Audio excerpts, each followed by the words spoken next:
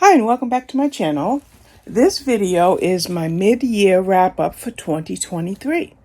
Yes, we're at the halfway point of the year, a little bit past it because today is the 9th when I'm making this video. But this video is going to cover January through June for the books that I read and any related stats.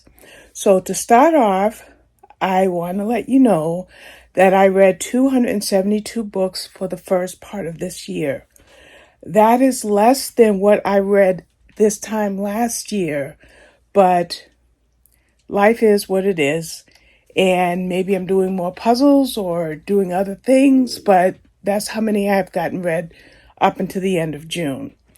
Now, with that 272 books, I have read 90,598 pages in the first 6 months of this year.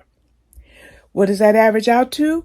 Well, that averages out to 500 pages a day.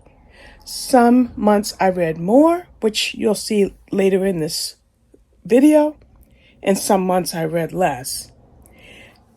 Overall, for what this averages into as far as books themselves are concerned, it averages to 333 pages per book.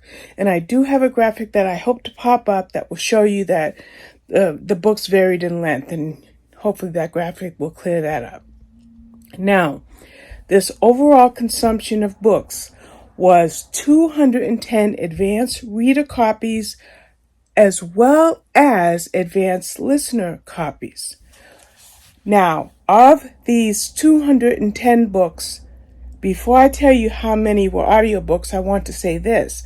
I did borrow 61 books from the library this year. Now, the thing is, my total audiobooks so far has been 76. So what's the difference between 76 and 61? Well, the difference is technically 15 books. What are those 15 audiobooks? Those are advanced listener copies that I got via NetGalley or Hachette and a couple other places, Dreamscape and maybe one other. So that's why there's 76 audiobooks, but 61 of those audiobooks that were library books factor into that number. So those are the basic stats, but now I want to go ahead and show you some graphs. I use Google Sheets, and thanks to Google Sheets, I'm able to see snapshots of what I have been able to do on a daily, weekly, monthly, and even yearly basis. Now, I've already given you my stats for the year. For the first half is 272 books, over 90,000 pages. Now, we're going to just go through each of these graphics, and hopefully I can pop them up as I go through them. The first graphic I want to share with you is genres. Now, look at that huge piece of the pie. That huge piece of the pie are mystery thrillers. Why are there so many mystery thrillers? Well, that's because I read a lot of series books, which I do have a graphic for that as well. And those series books are continuity, and most of them are mystery thrillers. There's a little chunk in there of psychological thrillers. I do read some of those, but it only comes up to 4.4%. By the way, mystery thrillers came up to 53.7%. Now, another decent sized chunk in there is historical fiction, and that was 8.1%. And then women's fiction outdid that by being 10.7%. And then inspirational romance, I've got to mention that because I think it was in May when I read a bunch. So that came up to 6.3%. Now, I do have a few nonfiction in there, not much, only 1.8%, but I did read maybe 5, I believe. Another pretty picture that I like to see here is Cozy Mysteries, that reddish one there. That says I read 9.2% of Cozy Mysteries. And the last one I'll mention here is romance. I read 4% romance.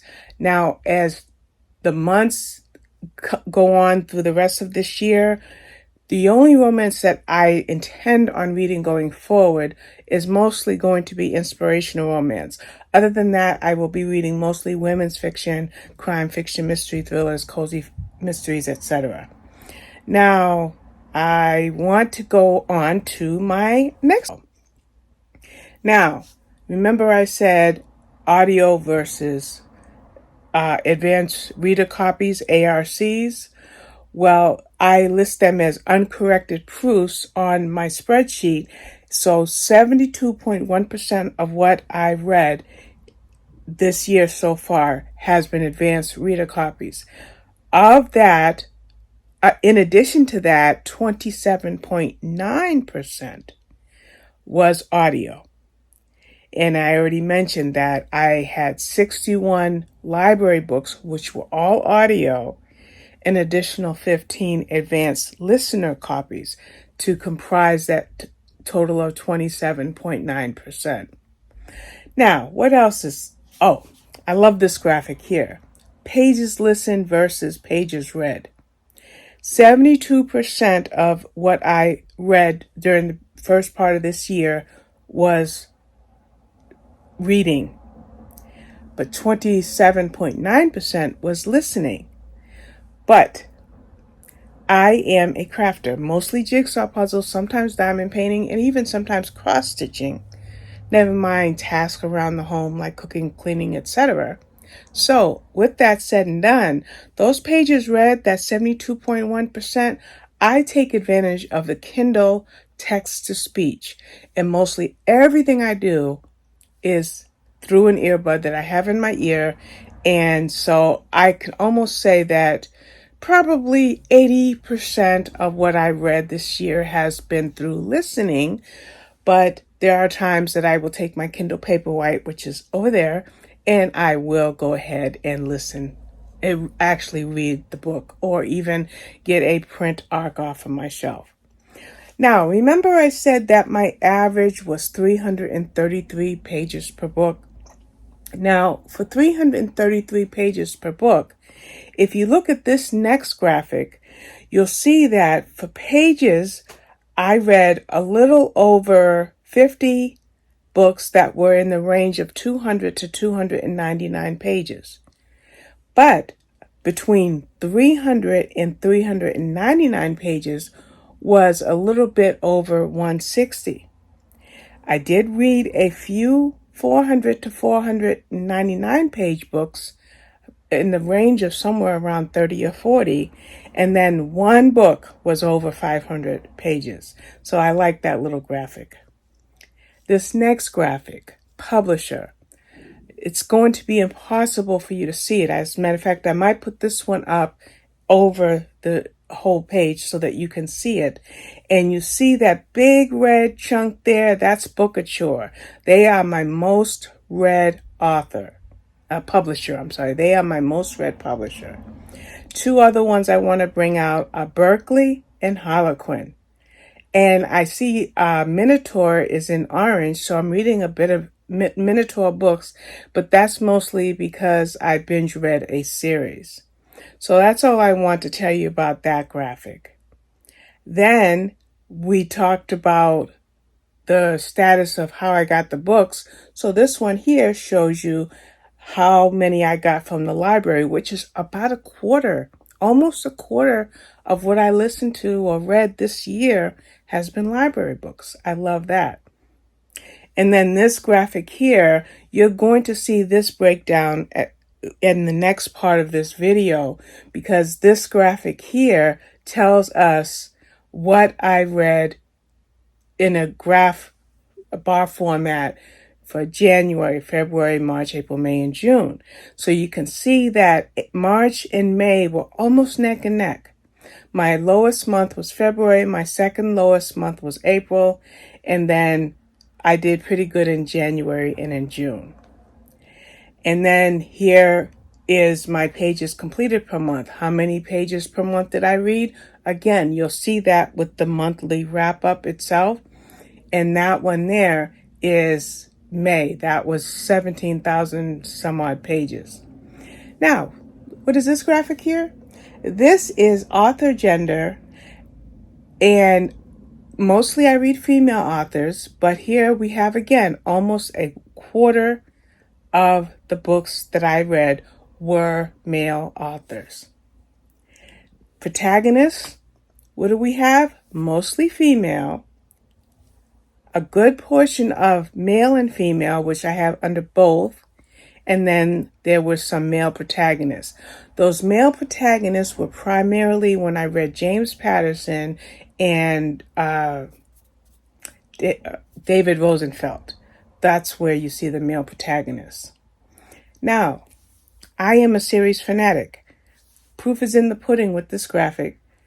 Almost 50-50 of standalone versus series.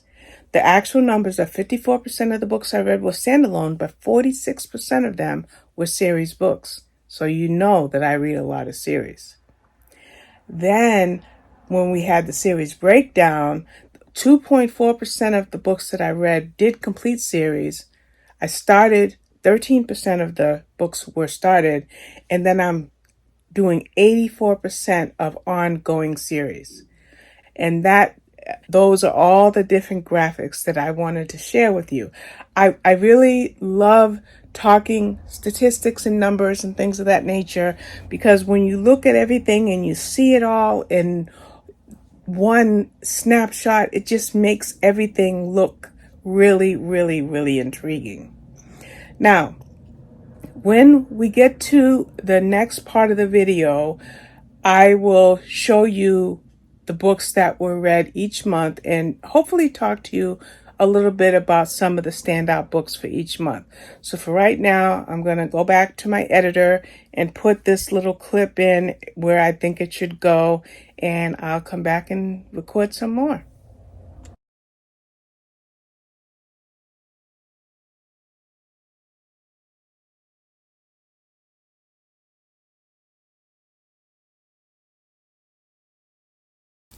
So as I was able to get 48 books read in January, I was glad that this year got off to a good start.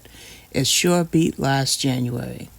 Now, when I got these books read, I got a lot accomplished as far as productivity is concerned, because I read 27 NetGalley arcs, 24 blog posts I was able to get up, 22 blog tours, 20 reviews on NetGalley, and 43 YouTube videos. My favorite January reads were A Truth for a Truth by Carol Wire and Forgiving What You Can't Forget by Lisa Turkhurst.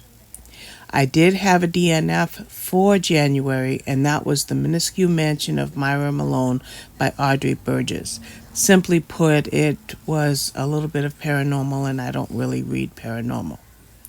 Now, one thing I did this month is I did do a couple of series. I read 3 books by Stacy Green, 4 books actually, by Stacy Green, so I caught up on that series. Another series that I started and caught up on until at least the end of January was the David Rosenfeld books. I've read a good maybe 20 or so of his books, maybe a little bit more than that.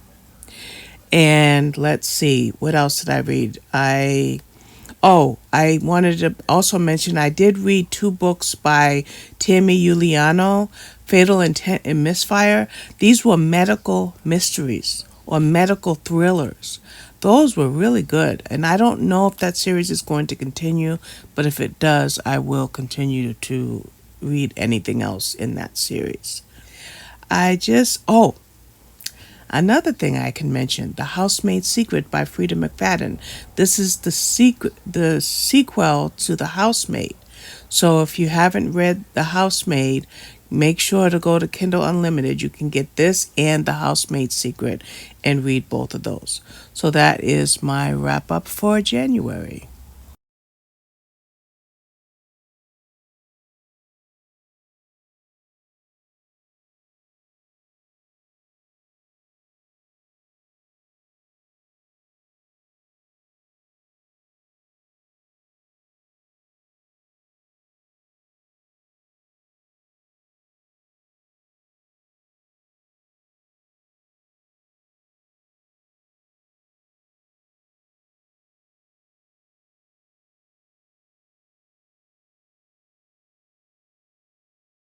Okay, February was a slow month for me.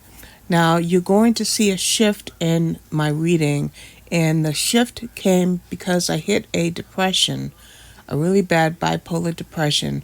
So I dropped down to 35 books read, which is just a little bit over a book a day. But that's what I was able to get read in February.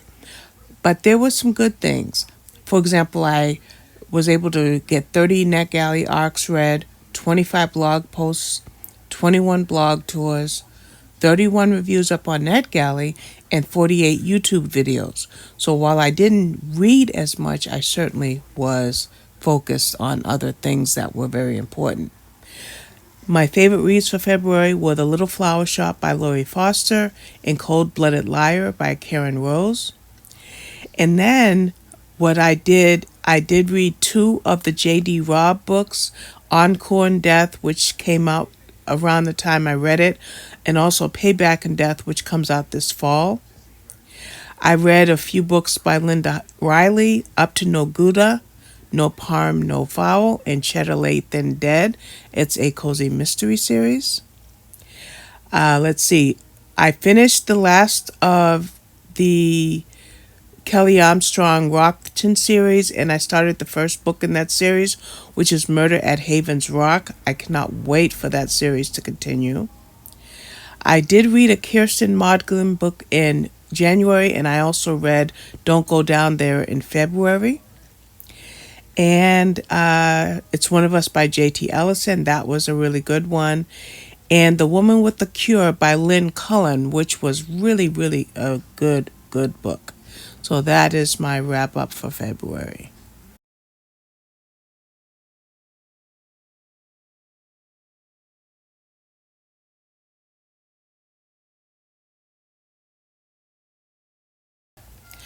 Okay, I did pretty good in February. 51 books, in fact.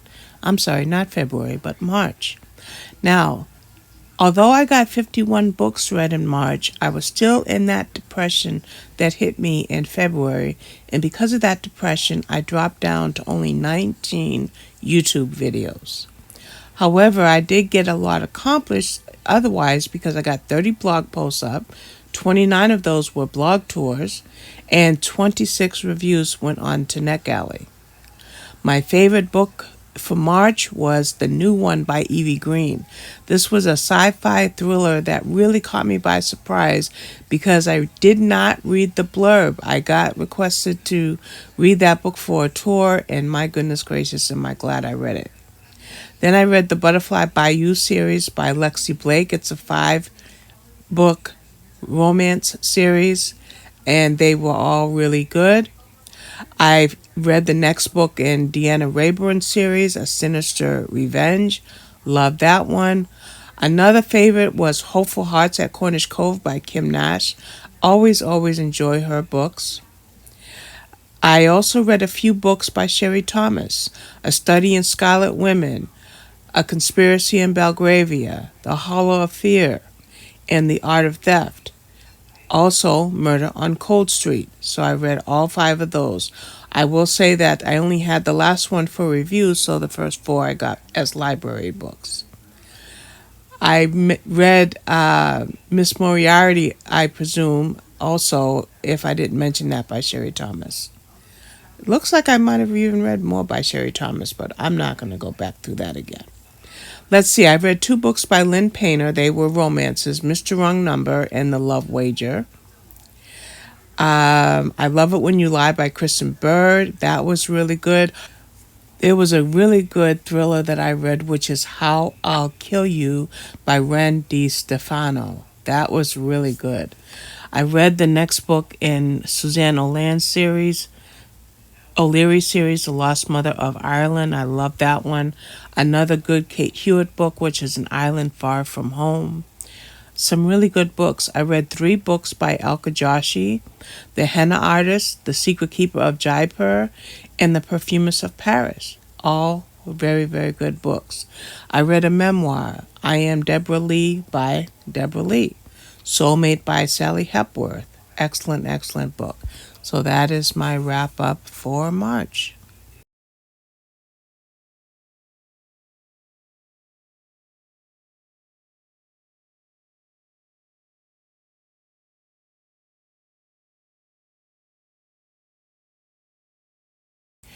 Okay, I mentioned earlier in this video that February was a difficult month for me. March wasn't much easier, and April was still difficult. In fact, I pretty much watched a lot of TV, but I tried to read a book every day before I turned the television on, and I did okay. I read 43 books in April. Now, I mentioned that I wasn't making any videos, just some jigsaw puzzle videos. So, aside from having a great loss in one of my endeavors, which is making book review videos, I did get 30 Neck Alley arcs read and 27 blog posts up, and then 24 blog tours were done. Blog tours, pardon me. And I also got 26 Neck Alley reviews in. So I got a lot done, but I'm just not up to making videos as much as I used to. My favorite April read was A Light to Guide Us Home by Diane Haley. That was a great historical fiction book. I read two books by James Patterson, Walk the Blue Line and 3 Days to Live. Both of them were really, really good reads. What else do I want to? Oh, Irish Coffee Murder. It was an anthology which included a book by one of the authors that I love, the Lucy Stone series, and I have to read those every time they come out. I read Their Cold Hearts by Carla Kovacs. That was great. I read another Kirsten Moglen book, my third of the year, which was Wait for Dark. I read the next Angela Marson's book, Deadly Fate. Loved, loved, loved that one. I mean, my goodness, 5 stars for sure. Let's see. Remember I mentioned that I read the Lucy Stone book in the anthology by Leslie Meyer. I also read Mother of the Bride Murder, which surprisingly, I think it was the 26th book in the series, and it was really one of the best ones. I also read Fifth Avenue Glamour by Renee Rosen. Another good book. And that would be it for April.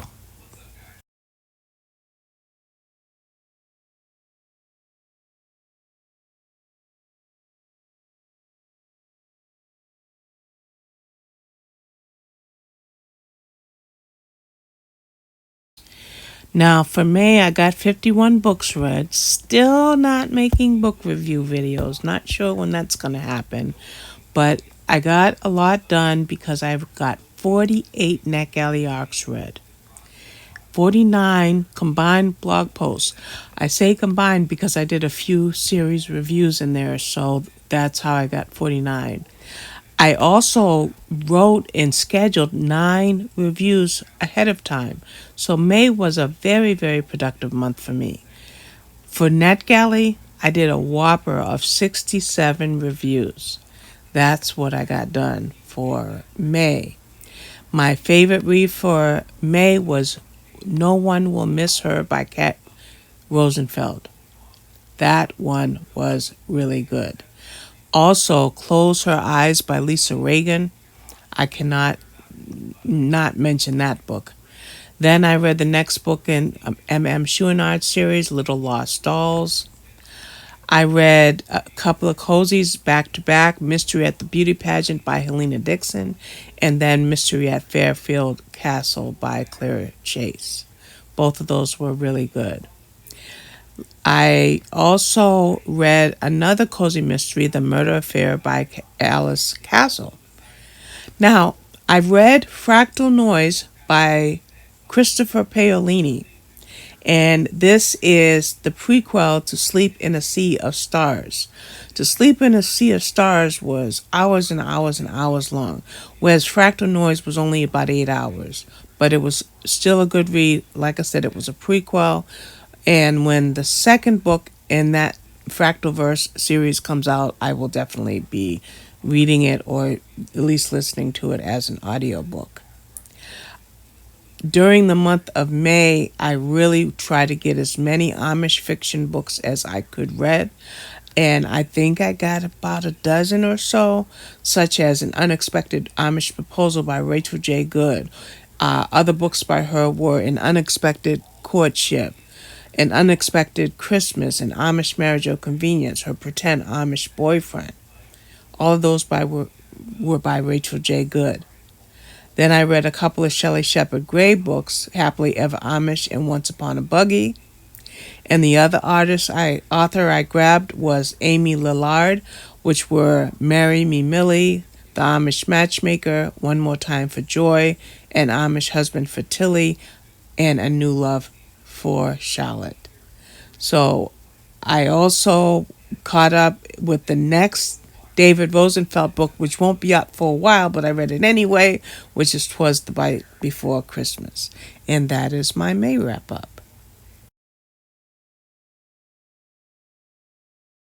Now, June is the month that I do not have a lot of stats for you. In fact, I only got 44 books read in June, but I did something to myself. I gave myself a book hangover. Why and how did I give myself a book hangover? Well, I decided to binge read all 24 of Nicholas Sparks' backlist.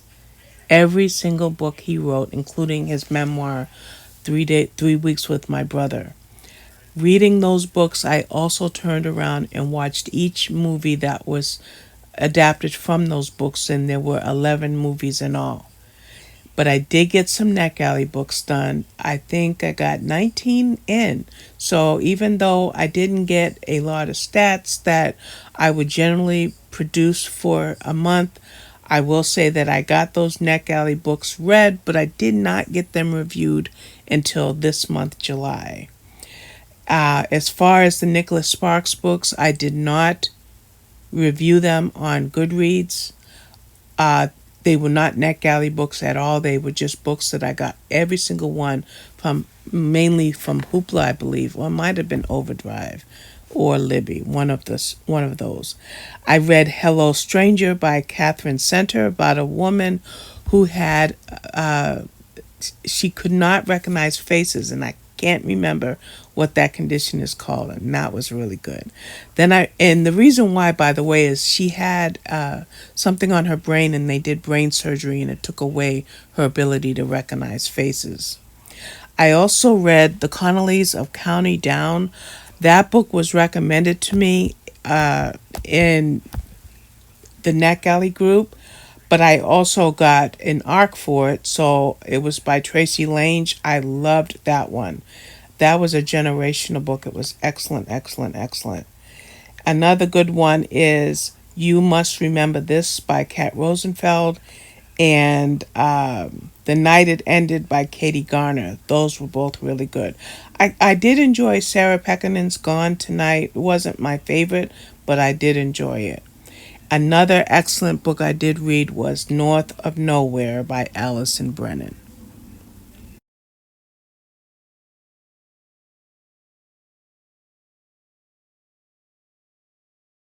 This is what 272 books look like in one screenshot.